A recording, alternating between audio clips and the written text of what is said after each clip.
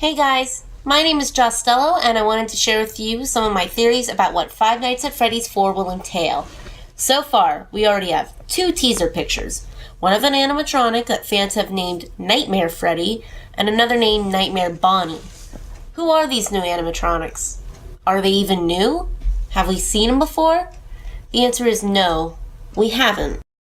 Someone predicted that these two versions of Freddy and Bonnie are Spring Freddy and Spring Trap by changing the hues of the teaser photos, revealing that both have the same sickly yellow hue as Spring Trap. However, you can do the same thing to any other animatronic by altering their photo. And besides, the features of these characters are different than Spring or Golden Freddy, whichever you prefer, and Spring Trap. This is most prevalent in the Bonnie teaser. What's more, the frames of these robots could not fit a human inside of them because the proportions are way too different. I mean, look at Freddy's shoulder. It's too far away for a human arm to fit, unless the arm was severely dislocated or torn out of its socket. Although, I wouldn't put it past Fazbear Entertainment to make employees use these unsafe suits. That is, if they were suits. With that aside, let's focus on the hidden messages for these teasers. The number 87 is very prominent so far. This is a direct reference to the bite of 87. First off, look at Freddy's hat. The wires sticking out of it seem to form a number 8, and right next to it seems to be a very vague number 7. If you think that's a stretch, take a look at the source code for both photos. You can see the title reads SC80T7T 8GHA78M8778ES. That isn't a coincidence. In fact, for a while, if you bookmark Scott Cawthon's website in your browser, the title would read the same thing. However, that is no longer the case because a fan thought that the order of these numbers were coordinates. They typed them into Google Maps probably, and found, I kid you not, a Family Pizzeria in Virginia. According to Cawthon, that actually was a coincidence. He also asked fans to stop harassing the pizza place to question them about the games. I'll leave the link in the description below if you want to check out that article. Despite everything I just told you, I don't think this game will be about the bite of 87. It is most likely just a red herring to keep us guessing, and it definitely has. I believe this is true because we know that the bite happened during Five Nights at Freddy's 2. That's why the establishment was closed down. The newspaper article says that the new toy bots were being scrapped due to possible malfunctions. That can only mean that a toy robot caused the bite. They were the only animatronics out during the daytime, and the Wither robots weren't. We pretty much know for sure that the prime suspect is Mangle. If you've watched the Five Nights at Freddy's videos by the game theorists, MatPat, who does those theories, explains why this is the case.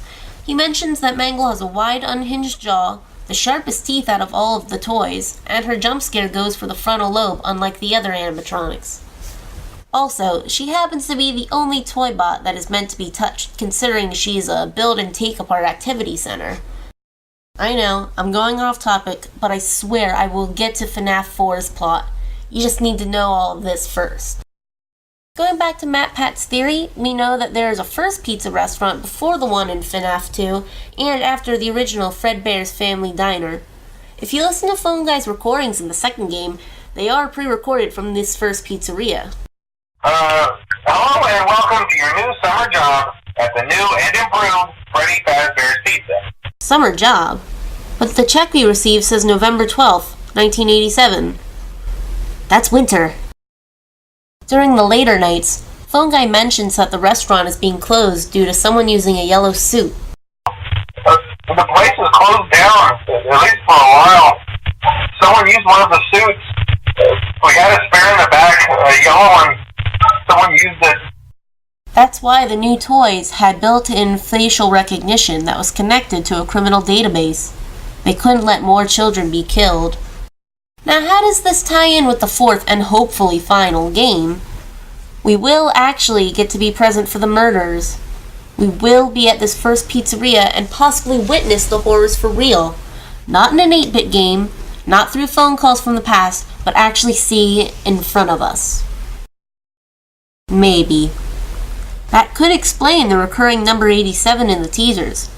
This older restaurant was closed only a few months before the grand reopening in Five Nights at Freddy's 2. It was during the summer of 1987. Now this leads us to ask whether this is the case, or maybe this is just a nightmare. Maybe we could be playing as the purple guy this time, but we are haunted by our crimes. We see it in our nightmares, and we can't escape the guilt. That would explain why the new teaser robots look so twisted and creepy. The purple guy is seeing them this way in his nightmares. Everything is distorted, and he can't tell what's real and what isn't. And maybe that's why Freddy has creepy littler Freddy surrounding him. They're not real. They're just there to make the nightmare much more horrifying. So perhaps the gameplay is replaying the act of us, the purple guy, committing these murders in our head, but it's more surreal and dreamlike. Or maybe it is the actual murders and not a vision. Who knows? Only time will tell. It might be the final chapter, but it's just the beginning of the twisted story. If you have any other theories or thoughts you wanted to discuss, feel free to write them down in the comments. If you like my predictions, please like or share this video, or subscribe too. So thanks for watching, and I'll see you guys next time. Bye!